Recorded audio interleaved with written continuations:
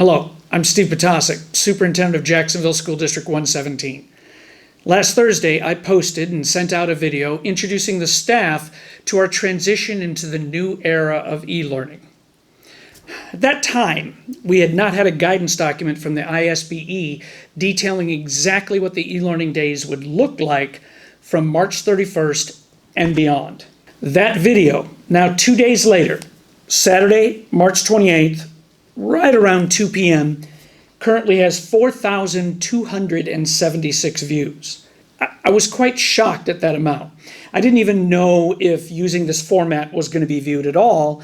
Several years ago, I did our final elementary boundary presentation when we restructured the boundaries, and I gave out a video presentation, and that had 162 views. It definitely shows that this issue is critically important to many members throughout our community. It also shows a lot of people might be sitting at home bored right now. But the numbers absolutely support continuing this as a method of communication. So I decided to make another video for the entire community, updating you on what I know now. The most concise, effective way that I can do this is to go through the updated frequently asked questions sheet. That sheet will be posted on our website, on Facebook, and will be sent home through School Messenger. Every time I update the FAQ sheet, I highlight the most recent changes in red. I'm going to cover two very critical items at the end of this video, so please watch the entire video. The FAQ sheet consists of a series of questions and then a district response. I'm going to read the question and the response on the FAQ sheet, and then I might elaborate a little bit more on each of those questions. When is school closed? Currently, we are closed to students through April 7th. We are scheduled to return on Wednesday, April 8th. The governor could extend the closure if required in the interest of public safety. But I'm going to add that the tone, the length, and the wording of the guidance document strongly suggest that this closure will be extended. I don't want to speculate on how far it'll be extended at this time. I've heard a lot of different rumors, and I'm only going to move forward with what has clearly been stated by the governor. Will the district serve meals during this closure? Our food service department will prepare and provide meals to JSD117 students on Mondays, Tuesdays, and Thursdays. We will provide 2 meals for each student on Tuesday and Thursdays, and we will only provide 1 meal on Monday. Meals will be distributed at the south side, the front, of Jacksonville High School from 10 a.m. until 12 p.m. Pickup will be outside and will require that everyone observe social distancing. Meals are for all JSD117 students. We will also provide these meals at the same time at Murrayville-Woodson Elementary School for students living within that school boundary. We moved this to the front of the high school to take advantage of the awning in front of the auditorium. We learned that of the Thursday 2 weeks ago when bad weather hit, that it was great to be able to have the staff underneath that awning. I am asking that you observe and support social distancing. We did have individuals that saw a principal that they haven't seen in a while and want to come out and give them a hug. Had to say absolutely not. Please respect the seriousness of this coronavirus and respect the safety of my staff. I will add that if the situation in our region changes and is more concerning, I will have to reevaluate this distribution model to ensure the safety of the staff. I've been getting this next question a lot recently. How will this impact the rest of the semester with events such as prom and the graduation ceremony? We are not ready to answer that at this time. We have no idea what our future situation looks like. We will address those and many other questions as we learn more. The questions I've been getting about the next question, I know we need to answer with students right away. Will this closure impact a senior's ability to graduate this spring? This closure alone will not prevent a student from graduating or failing a course or a grade level. That does not mean that we will not have any failures. The high school will start looking at the senior records and highlight those students that need the fourth quarter to earn credits or grades. If you know your student needs a course or grades to graduate, please contact the high school as soon as possible. The guidance document is very clear. As the students are out, the work that we are assigning and the work that they are doing cannot hurt their grade, but it absolutely can help a student in a situation such as requiring more grades to be able to earn credits to graduate. We will work with you on that. I'm very happy that the ISBE guidance document falls right in line with what we should be doing. This closure should not be hurting students at this time. While the schools are closed, are spring sports canceled? Yes, I do think everybody's understanding that now. The one thing I want to highlight on this is that I did state in the FAQ, if your student is feeling pressure to meet with an unofficial practice, please let me know. Will the schools be open? By that I mean physically open. No. Since we did close without any notice, you can email your administrator if you need to pick up an item. Next question. How can I contact my building administrator if I need assistance? We are in full support of the social distancing phase of preventing the spread of this disease. Therefore, the buildings will not be open to the public. Your school principal has an email address on each school's webpage. If you need to contact them, please send them an email.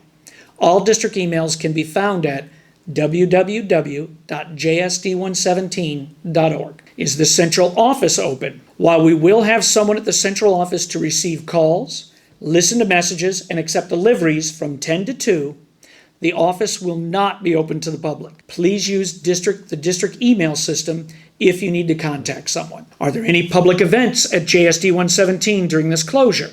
Obviously, no. I have left the two most important questions for last. First, how will we be providing education during this closure? The district will initiate an e-learning program. Implementing this program requires tremendous planning, so please be patient during the initial steps of implementation. The plan will start on Monday, April 6th. The JSD117 staff needs time to develop a valid instructional program, ensure preparedness on a delivery model, and establish a method of student-staff interaction for feedback. In my last video, I covered the importance of developing an educational plan that fulfills our primary mission, preparing students for future success. This is a very challenging time for our students, our parents, and our staff. Attempting to replicate our curriculum is not the appropriate response, and it risks becoming busy work. The staff is spending the next week working on some extremely important tasks if our plan will have a truly positive, lasting impact on our students. First, they're going to have to thoroughly analyze their courses and highlight the most critical learning objectives from the year. We are going to take the less is more approach. It is better to swim deeper in the waters of knowledge than to simply swim farther downstream.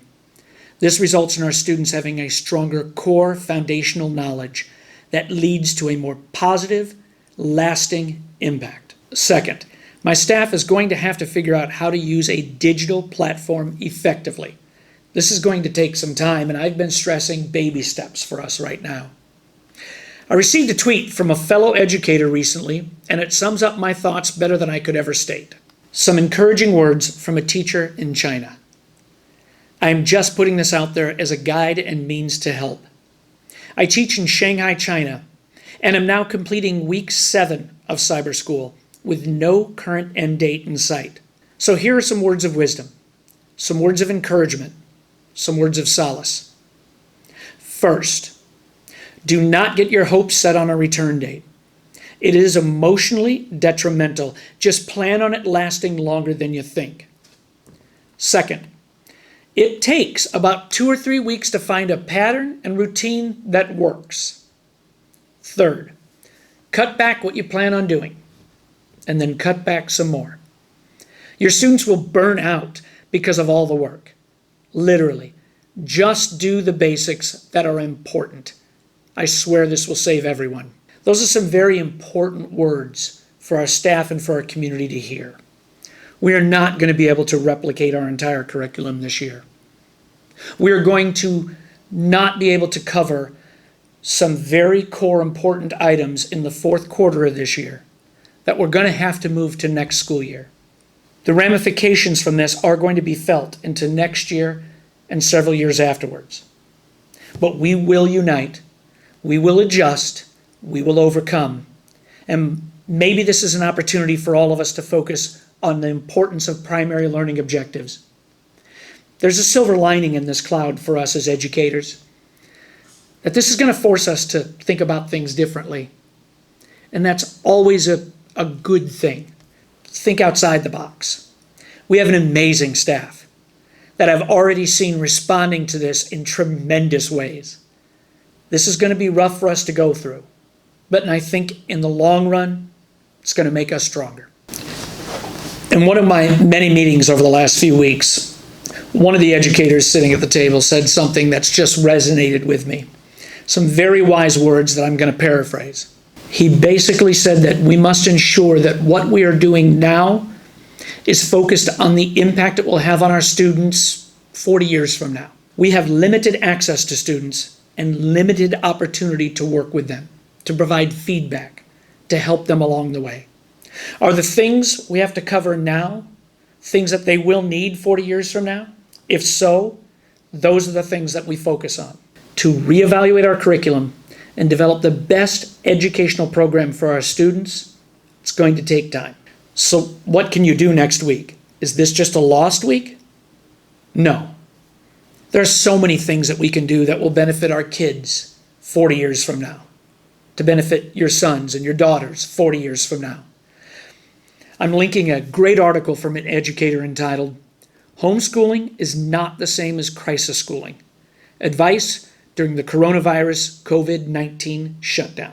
Please read this excellent article. She talks about the many things kids can learn during this time. I love that she ends with a focus on the most important thing our kids can do right now: read. In the following week, a week in which our staff, in developing the best educational program they can given our extreme limitations, I challenge our students to read more. I will never forget my first full-length novel. It was my dad's favorite book, and he bought it for me. And I think it's one thing we shared, that we both loved Jack London's The Call of the Wild. When he first gave it to me, I didn't want to read it. I thought it was going to be boring, a waste of time, but he forced me to start. After about 50 pages into it, they couldn't even get me to come out to go to dinner. I fell in love with the characters. And that entire ending with Buck, and I'm not going to ruin it, but it's something I emotionally think about to this day. This is an opportunity to have our students fall in love with reading, and there are so many great sources out there. I asked the staff earlier today to help me link some sources of reading. There are some free options out there, and my email was just filled with staff responses. You have such an amazing, tremendous staff that's working for you, that cares about your kids, that cares about this community. They're spending time on a Saturday just finding resources to help your kids with this push for reading on the next week. So we're going to make a post on Facebook and ask people to write about their favorite books for different grade levels, or just comment on them and post links to them, places where people can find books. I think this can be a community thing for us all to get together and stress the importance of reading. But reading's not the only thing you can do this week. One of the great suggestions I saw was maybe it's a great time for kids to learn how to cook. So maybe I'll make a Facebook post that says, what other things, life skills, can you teach your kids this week, and show your pictures and show your images. This isn't a wasted week. It's really an opportunity. So let's take advantage of that, work together and find ways that our kids can learn things they wouldn't learn in a traditional school. My sons are going to read next week, and they're going to write up what they think about that reading. They're going to give me a form of a book report. That's something we all can do. Every parent can do. And you can help us support that instruction during this week while we're getting ready for something more organized. Now for the most important question, and it really is the most important question. What about the students from homes without internet access or without devices? This is the wording on the FAQ. I'll just read it to you. We are working with internet providers on ways to offer service to everyone in our community. There will be more information over the next week. I am working with the Jacksonville Public Schools Foundation to help fundraise in support of those in our community that either currently do not have service or those that are feeling a major impact through the loss of income during this challenging time. This community has been amazingly gracious with offers of assistance. Due to the focus on social distancing, we do not need bodies at this time, but we could use your help in offering services and technology to those in need. If If you can contribute at least $30 to this fund, you can cover the internet service for a student in need for 3 months.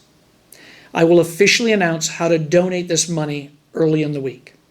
Please look for that communication and donate if able. We are also preparing our devices to distribute to those students without devices at home.